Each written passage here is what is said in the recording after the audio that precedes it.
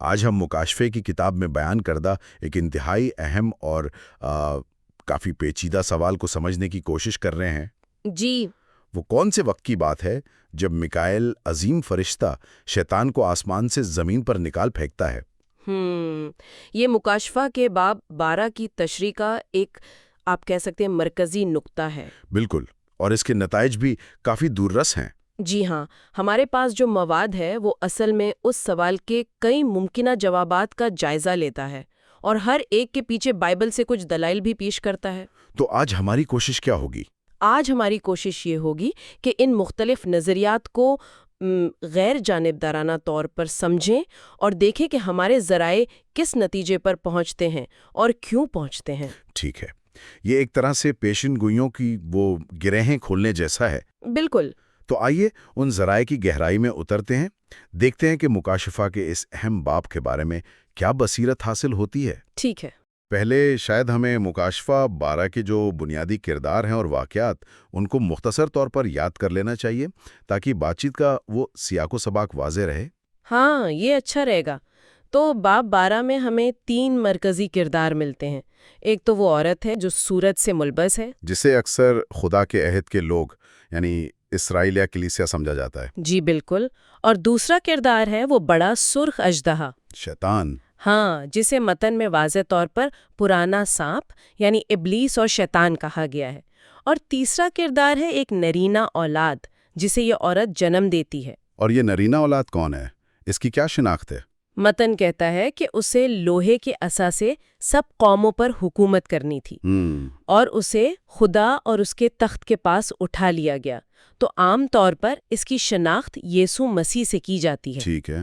اور ماخذ یہ واضح کرتا ہے کہ یہ اٹھا لیا جانا جو ہے یہ یسوع کے آسمان پر صعود کرنے کا واقعہ ہے، نہ کہ پہلی قیامت کا۔ اچھا، یہ فرق اہم ہے، یعنی پہلی قیامت بعد میں ہوتی ہے۔ جی، ذرائع کے مطابق پہلی قیامت حیوان کے دور حکومت کے خاتمے پر ہوتی ہے۔ صحیح۔ تو یسوع کے آسمان پر جانے کے بعد متن بتاتا ہے کہ عورت بیابان میں بھاگ جاتی ہے۔ جی، جہاں خدا نے اس کے لیے 1260 دن تک پرورش پانے کی جگہ تیار کی ہے۔ اور اسے اکثر کیا سمجھا جاتا ہے؟ کلیسیا کی حفاظت۔ ہاں، اسے اکثر بڑی مصیبت کے دوران کلیسیا کی حفاظت کی علامت سمجھا جاتا ہے۔ ٹھیک ہے، پھر کیا ہوتا ہے؟ اسی دوران یا شاید اس کے فوراً بعد آسمان پر ایک بڑی جنگ چھڑ جاتی ہے۔ وہ مشہور جنگ میکائیل اور جی، میکائیل اور اس کے فرشتے اژدہا اور اس کے فرشتوں سے لڑتے ہیں اور نتیجہ شیطان شکست کھاتا ہے اور اسے زمین پر پھینک دیا جاتا ہے۔ بالکل، اسے اس کے تمام ساتھی فرشتوں سمیت آسمان سے نکال کر زمین پر پھینک دیا جاتا ہے۔ اس کے نتائج کیا ہوتے ہیں؟ آسمان پر تو خوشی ہوتی ہے۔ جی، آسمان پر خوشی منائی جاتی ہے کیونکہ ہمارے بھائیوں پر الزام لگانے والا گرا دیا گیا۔ لیکن زمین اور سمندر پر افسوس کا اعلان کیا جاتا ہے۔ کیوں؟ کیونکہ جیسا کہ متن کہتا ہے، ابلیس بڑے قہر میں تمہارے پاس نیچے آیا ہے اس لیے کہ جانتا ہے کہ میرا تھوڑا ہی سا وقت ہے۔ تھوڑا ہی سا وقت۔ اور اس کے بعد وہ عورت کو یعنی کلیسیا کو ستاتا ہے۔ جی، اور یہ ستانے کی مدت بھی بتائی گئی ہے، 1 زمانہ اور زمانے اور آدھا زمانہ، یعنی 3.5 سال، یہ وہی 1260 دن۔ بالکل، عام طور پر اسے یہی سمجھا جاتا ہے، 3.5 سال یا 1260 دن۔ اچھا، یہاں ایک آیت بہت اہم ہے، آپ نے پہلے بھی اشارہ کیا تھا، آیت 11۔ جی ہاں، یہ انتہائی کلیدی آیت ہے۔ یہ بتاتی ہے کہ آسمانی جنگ میں فتح کیسے حاصل ہوئی اور انہوں نے برہ کے خون اور اپنی گواہی کے کلام کے باعث اس پر غالب آئے۔ برہ کا خون اور گواہی کا کلام، دونوں؟ جی، دونوں۔ اور آگے لکھا ہے، اور انہوں نے اپنی جانوں کو عزیز نہ جانا یہاں تک کہ موت بھی گوارا کی۔ تو اس کا مطلب ہے کہ شہیدوں کی گواہی اور قربانی شیطان کی شکست میں مرکزی حیثیت رکھتی ہے۔ بالکل، یہ نقطہ آگے چل کر بہت اہم ثابت ہوگا۔ ٹھیک ہے، تو یہ تو ہو گیا مکاشفہ 12 کا پس منظر۔ اب وہ جو 1260 دن والی مدت ہے، اس کے بارے میں ایک پرانی تشریح بھی تو ہے۔ کچھ لوگ اسے لفظی دن نہیں سمجھتے۔ جی ہاں، ایک نظریہ موجود ہے، اسے تاریخی تشریح کہتے ہیں۔ اس کے مطابق یہ 1260 دن دراصل 1260 سال ہیں۔ 1260 سال؟ اچھا۔ جی، اور یہ نظریہ کہتا ہے کہ یہ 538 عیسوی سے 1798 عیسوی تک پوپ کے مبینہ ظلم و ستم کے دور کی نمائندگی کرتے ہیں۔ لیکن ہمارے جو زیر نظر ذرائع ہیں وہ اس نظریے کو کیوں قبول نہیں کرتے؟ کیا وجہ ہے؟ اس کی بنیادی وجہ یہ ہے کہ یہ تشریح پیشن گوئی کے دیگر اہم حصوں سے، خاص طور پر دانیال کے 70 ہفتوں والی پیشن گوئی اور اس کے آخری ہفتے یعنی آخری 7 سالہ دور، اس کے ساتھ ٹھیک سے ملتی نہیں ہے۔ کیسے نہیں ملتی؟ دیکھیں، اگر 1260 سال کا یہ دورانیہ 1798 میں ختم ہو گیا تو منطقی طور پر پھر حیوان کی حکمرانی اور 666 کے نشان جیسے واقعات بھی ماضی کا حصہ ہونے چاہیے، ہے نا؟ بات تو صحیح ہے۔ اور دوسری بات، جب شیطان کو نکالا جاتا ہے تو متن کہتا ہے کہ اس کا وقت کم ہے۔ اب 1260 سال تو کوئی کم مدت نہیں ہوتی۔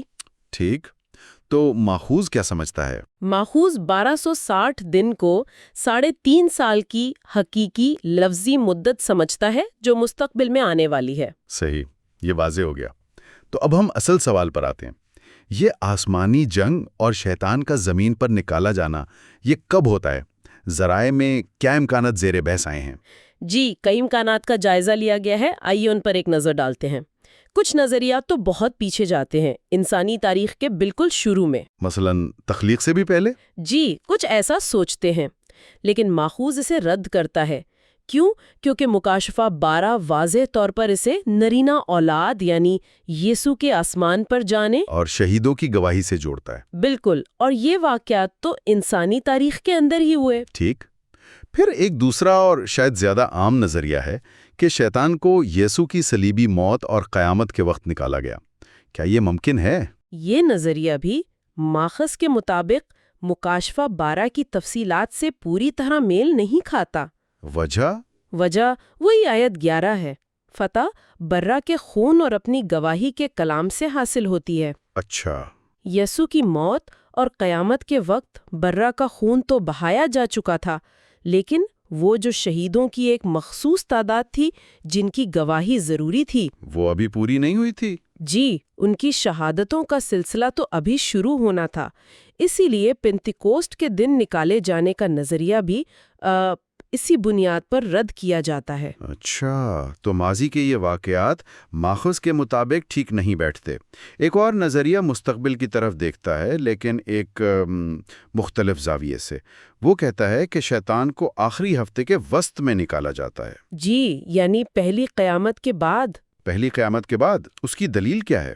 اس نظریے کی دلیل یہ ہے کہ جب پہلی قیامت میں مقدسین جی اٹھتے ہیں تو یہ اس بات کا ثبوت ہوتا ہے کہ خدا کے احکام پر عمل کرنا ممکن تھا، اور یہ چیز شیطان کے اس الزام کو جھوٹا ثابت کرتی ہے کہ خدا کے قانون ناقابل عمل ہیں۔ تو اسی شکست کی بنیاد پر اسے آسمان سے نکال دیا جاتا ہے۔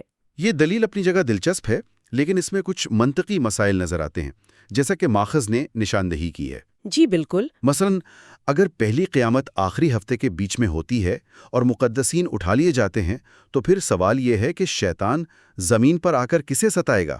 صحیح، کیونکہ متن تو واضح کہتا ہے کہ وہ نکالے جانے کے بعد عورت یعنی کلیسیا کو ستاتا ہے۔ بالکل، اور یہ سوال بھی پیدا ہوتا ہے کہ وہ مقدسین جنہوں نے حیوان کی پرستش سے انکار کیا اور پہلی قیامت میں شامل ہوئے، انہوں نے یہ انکار کب کیا؟ کیا حیوان کا ظلم پہلے سے جاری تھا؟ ہاں، ماخذ کے مطابق پہلی قیامت ایک ہی بار ہوتی ہے 7ویں نرسنگھے پر، اور یہ حیوان کے ظلم کے 42 ماہ یعنی 3.5 سال کے اختتام پر ہوتی ہے، اسے ختم کرتی ہے۔ تو یہ نظریہ آخری ہفتے کی جو روایتی تقسیم ہے، یعنی پہلے نصف میں 2 گواہ، دوسرے نصف میں حیوان کا ظلم، اسے بھی پیچیدہ بنا دیتا ہے۔ جی ہاں، بالکل۔ تو یہ نظریہ بھی پوری طرح فٹ نہیں بیٹھتا۔ 5واں امکان کیا ہے؟ کیا یہ چھٹے نرسنگے سے جڑا ہے؟ جی، ایک نظریہ شیطان کے نکالے جانے کو چھٹے نرسنگے کے واقعات سے جوڑتا ہے۔ اس کی بنیاد کیا ہے؟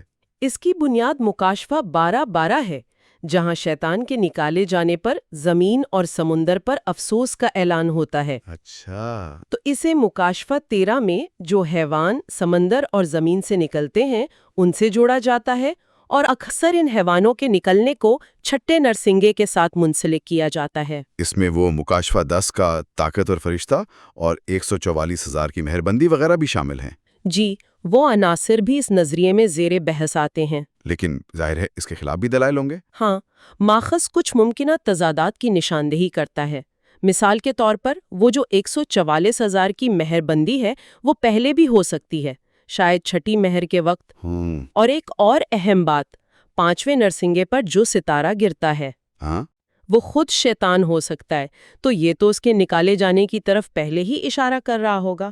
اچھا، تو چھٹے نرسنگے کا وقت بھی یقینی نہیں ہے۔ جی، یقینی نہیں ہے۔ ٹھیک ہے، تو اب تک ہم نے کئی امکانات دیکھے جنہیں ماخذ مختلف وجوہات کی بنا پر، خاص طور پر وہ شہیدوں کی گواہی کی تکمیل کے وقت کے حوالے سے ناکافی سمجھتا ہے۔ جی، اب ہم اس نظریے پر آتے ہیں جسے ماخذ سب سے زیادہ قابل قبول سمجھتا ہے۔ وہ کون سا ہے؟ جی، یہ چھٹا نظریہ ہے۔ شیطان کو آخری ہفتے یعنی آخری 7 سالہ دور کے شروع ہونے سے عین پہلے نکالا جاتا ہے۔ آخری ہفتے کے شروع ہونے سے عین پہلے۔ اچھا، اس نظریے کی بنیاد کیا ہے؟ یہ کیسے تمام ٹکڑوں کو جوڑتا ہے؟ اس کی بنیاد یہ ہے کہ اس وقت تک وہ جو شہیدوں کی ایک مقررہ تعداد ہے نا، جن کا ذکر مکاشفہ 6 میں 5ویں مہر کے تحت کیا گیا ہے۔ ہاں، وہ جو قربانگاہ کے نیچے سے پکانتی ہیں روحیں۔ جی بالکل، وہ پکارتی ہیں، اے مالک قدوس اور برحق، تو کب تک انصاف نہ کرے گا اور زمین کے رہنے والوں سے ہمارے خون کا بدلہ نہ لے گا۔ اور انہیں کیا جواب ملتا ہے؟ انہیں سفید جامے دیے جاتے ہیں اور کہا جاتا ہے کہ تھوڑی دیر اور آرام کرو جب تک تمہارے ہم خدمت اور بھائی بھی جو تمہاری طرح قتل ہونے والے ہیں پورے نہ ہو لیں۔ تو ماخذ یہ کہتا ہے کہ جب یہ تعداد تقریباً پوری ہو جاتی ہے، جی، تقریباً پوری، تب آسمان پر وہ جنگ ہوتی ہے جس کا ذکر باب 12 میں ہے۔ میکائیل شیطان کو شکست دیتا ہے اور اسے زمین پر پھینک دیتا ہے۔ اچھا، اب شیطان جانتا ہے کہ اس کا وقت واقعی کم ہے، یعنی صرف آخری 3.5 سال باقی ہے۔ اسی لیے وہ بڑے قہر میں آتا ہے۔ بالکل، اور فوراً اپنا منصوبہ شروع کرتا ہے۔ وہ حیوانوں کو، یعنی وہ سمندر سے نکلنے والا حیوان عالمی سیاسی نظام اور زمین سے نکلنے والا حیوان جھوٹا نبی مذہبی نظام، ان کو ابھارتا ہے۔ اور ان حیوانوں کا ظہور ہی آخری ہفتے کے دوسرے نصف، یعنی وہ 1260 دن یا 42 مہینوں کا شدید ظلم و ستم، جسے بڑی مصیبت کہتے ہیں، اس کا آغاز کرتا ہے۔ بالکل صحیح، اور یہی ظلم و ستم کا دور دراصل شہیدوں کی وہ جو مقررہ تعداد تھی اسے حتمی طور پر مکمل کرتا ہے۔ اور اس کے بعد اس 3.5 سالہ دور کے اختتام پر 7ویں نرسنگے کے بجنے پر پہلی قیامت ہوتی ہے اور مسیح کی بادشاہی قائم ہوتی ہے۔ یہ ترتیب واقعی مکاشفہ کے واقعات کے بہاؤ سے زیادہ مطابقت رکھتی نظر آتی ہے۔ جی، ماخذ کا بھی یہی نتیجہ ہے۔ اچھا، اس نظریے کے اندر بھی کوئی معمولی فرق یا امکانات ہیں؟ آپ نے 5ویں مہر اور 5ویں نرسنگے کا ذکر کیا تھا۔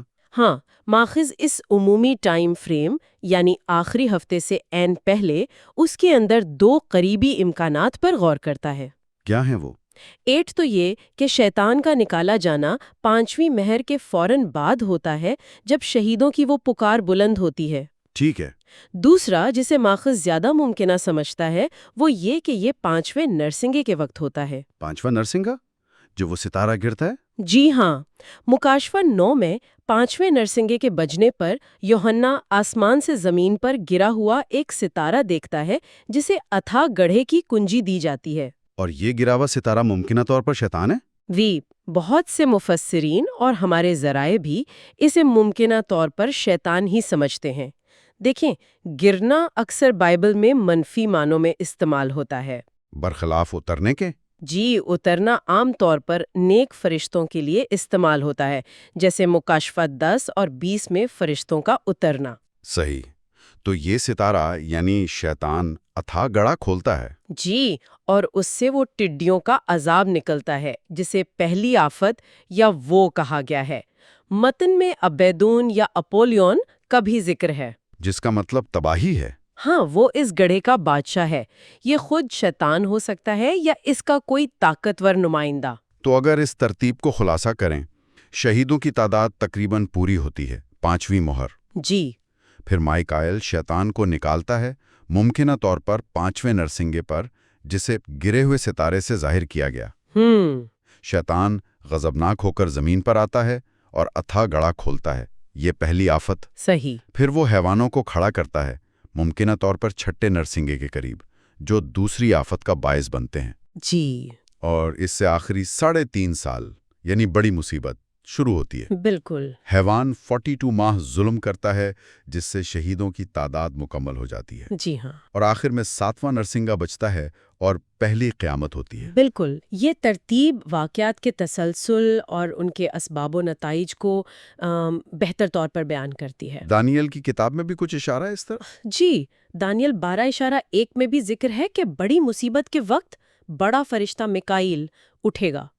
یہ شاید اسی آسمانی جنگ اور شیطان کے نکالے جانے کے واقعے کی طرف اشارہ ہے۔ ٹھیک ہے، اس سارے منظر نامے میں وہ جو 144,000 ہیں ان کا کیا کردار ہے؟ ان کا ذکر بھی تو آس پاس ہی آتا ہے۔ جی، ماخذ کے مطابق یہ 144,000 اسرائیلی قبیلوں میں سے وہ لوگ ہیں جن پر چھٹی مہر کے وقت مہر لگائی جاتی ہے۔ یعنی شیطان کے نکالے جانے اور بڑی مصیبت شروع ہونے سے پہلے؟ جی ہاں، پہلے۔ یہ خدا اور برہ کے لیے پہلے پھل کے طور پر مخصوص کیے گئے ہیں۔ اور مہر لگانے کا مقصد انہیں آنے والے عذابوں سے محفوظ رکھنا ہے تاکہ وہ اس آخری شدید ظلم کے دوران خدا کی گواہی دے سکیں، اور شاید کلیسیا یعنی وہ جو عورت ہے اس کی کسی نہ کسی طرح مدد کر سکیں۔ اور ماخذ اس بات پر زور دیتا ہے کہ ان کا گمراہ ہونا ممکن نہیں۔ جی، چونکہ ان پر خدا کی مہر ہے، ان کا گمراہ ہونا یا گرنا ناممکن ہے۔ ان کی ثابت قدمی بھی ایک طرح سے خدا کی قدرت اور شیطان کی شکست کا ثبوت ہے۔ وہ ان تمام پیچیدہ نظریات اور دلائل کا جائزہ لینے کے بعد خلاصہ یہ ہے کہ ہمارے زیر مطالعہ مواد کا جھکاؤ واضح طور پر اس طرف ہے جی، کہ شیطان کو غالباً آخری 3.5 سالہ دور شروع ہونے سے کچھ ہی پہلے ممکنہ طور پر 5ویں مہر کھلنے اور 5ویں نور سنگے بجنے کے درمیانی عرصے میں زمین پر نکالا جاتا ہے۔ جی ہاں، بالکل۔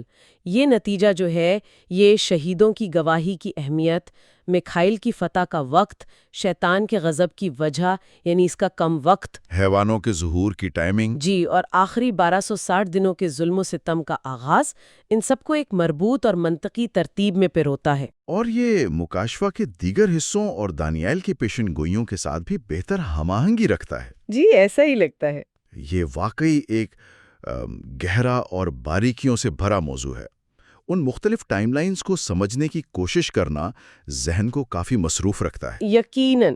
اور آخر میں ایک اہم نقطہ جس پر ماخذ زور دیتا ہے وہ یہ ہے کہ شیطان خواہ کتنے ہی قہر میں کیوں نہ ہو، اس کی طاقت محدود ہے۔ اچھا، جی، خدا کی حاکمیت ہر چیز پر قائم ہے، جیسا کہ مکاشفہ 1:18 میں یشوع فرماتے ہیں، موت اور عالم ارواح کی کنجیاں میرے پاس ہیں۔ حتیٰ کہ وہ جو 5ویں نرسنگے پر گرا ہوا ستارہ ہے اسے بھی اتھاہ گڑھے کی کنجی دی جاتی ہے، وہ اس کا مالک نہیں، اسے صرف اجازت ملتی ہے۔ یہ ایک بہت اہم یاد دہانی ہے۔ یعنی بظاہر افراتفری، ظلم اور شدید مخالفت کے بیچ یہ جاننا کہ حتمی اختیار اور کنٹرول خدا کے ہاتھ میں ہے۔ جی، یہ سوچ اختتامی زمانے کے بارے میں پیشن گوئیوں کو سمجھنے اور یہاں تک کہ موجودہ دور کی مشکلات کا سامنا کرنے کے ہمارے انداز کو کیسے تبدیل کر سکتی ہے؟ بالکل۔ یہ ایک ایسا سوال ہے جس پر ہم سب غور کر سکتے ہیں۔